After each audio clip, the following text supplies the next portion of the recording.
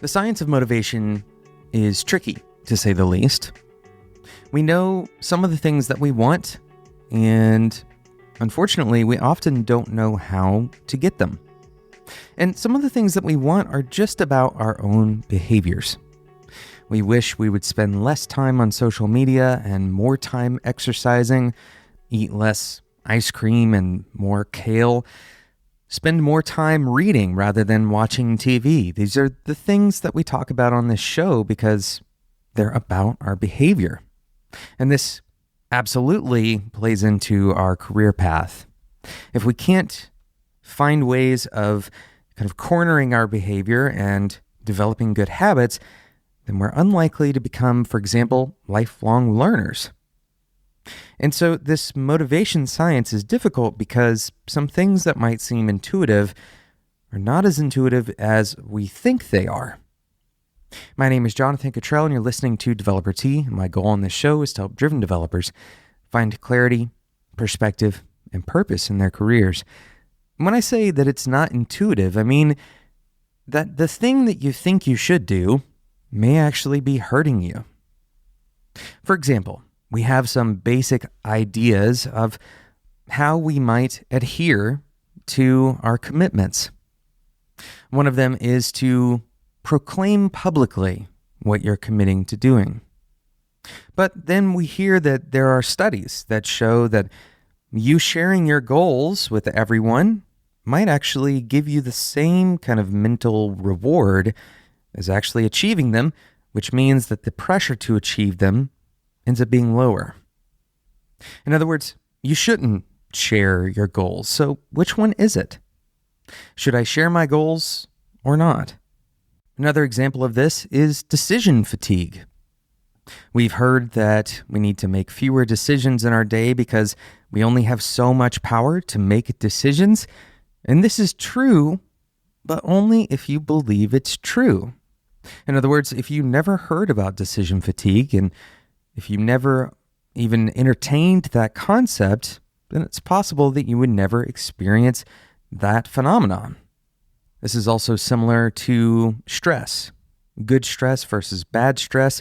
We've been told our whole lives to avoid stress because it's bad for our health. It's bad for our mindset. But the truth is, it's less about the stress itself and more about how you relate to the stress. If you can view the stress as something that's good for you, then you can actually benefit from that stress.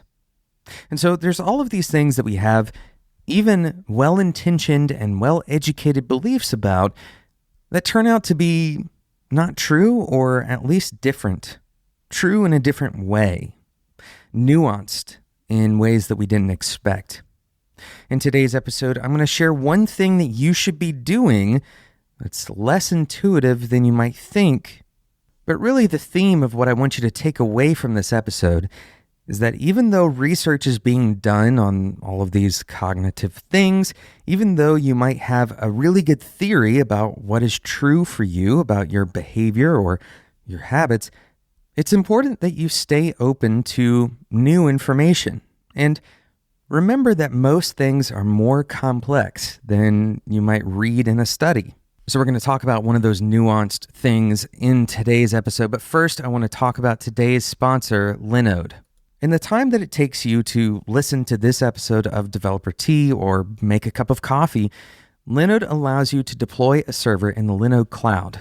You can pick from any of their 10 worldwide data centers, including the newest data centers in Toronto and Mumbai, and you pay for what you use with hourly billing across all plans and one price add-on services. Your server will be running on a 40 gigabit internal network and the industry's fastest processors. What we love about Linode is that it's a company built by developers for developers. For that reason, you have a bunch of tools at your disposal that Linode knows you'll appreciate. Like, for example, their Python. It's an officially supported Python CLI. They have a new cloud manager that they've built. It's an open source single page app built on React. And they're hiring, by the way. So there's tons of kind of communal involvement that you can get out of Linode. Go and check out their hiring page at linode.com/careers. Or if you want to launch a server in just a few minutes, head over to linode.com/developer-T and use the promo code developer-T2019 at checkout. That's linode.com/developer-T, all one word.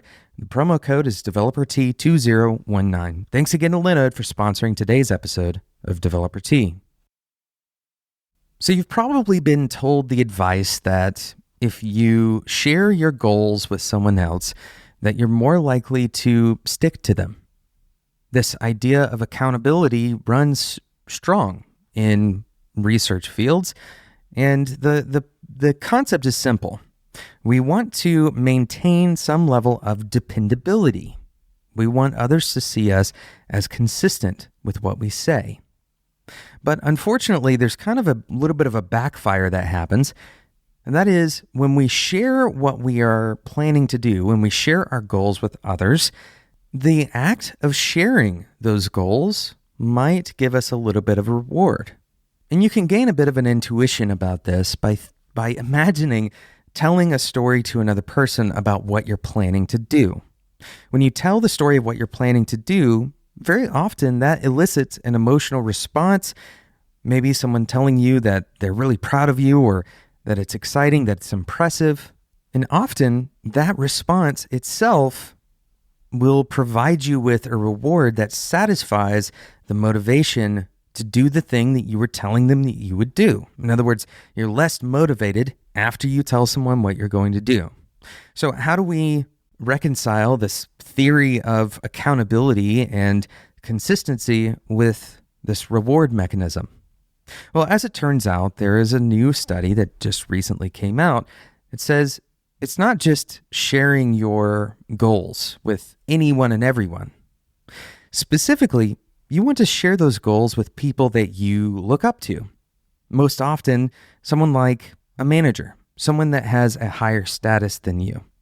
And the reason for this is because you care about how they perceive your follow-through, not just your commitment to doing that thing.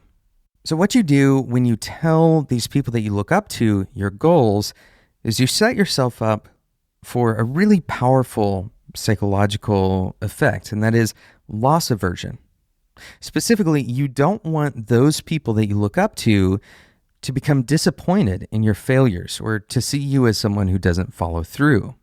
This loss aversion, of course, is less pronounced when you tell someone that you don't look up to your goals. The easiest heuristic that you can follow here is if you're sharing your goal with someone, make sure you're sharing it with someone whose opinion you care about. This is one of many scenarios where just looking at kind of the basic research on a given subject may lead you down the wrong path. Instead, remember that nuance matters. Look into the further details. You'll often find that the story isn't as simple as it might seem at the first glance. Thank you so much for listening to today's episode. Today's episode wouldn't have been possible without our awesome sponsor, Linode. Go and check it out, linode.com/developer-T, and use the code developer-T2019 at checkout. That's going to get you $20 worth of credit on any of Linode's services and products. Thank you so much for listening to today's episode. If you enjoyed the episode, you can reach out and let me know at developer-T@gmail.com. I'd love to know your thoughts. You can also reach me on Twitter at @developer-T. Today's episode is always going to be available on spec.fm, along with all of the other awesome content that is specifically designed for you as a driven developer to level up in your career. Today's producer was Sarah Jackson. A huge thank you to her. My name is Jonathan Cottrell, and until next time, enjoy your tea.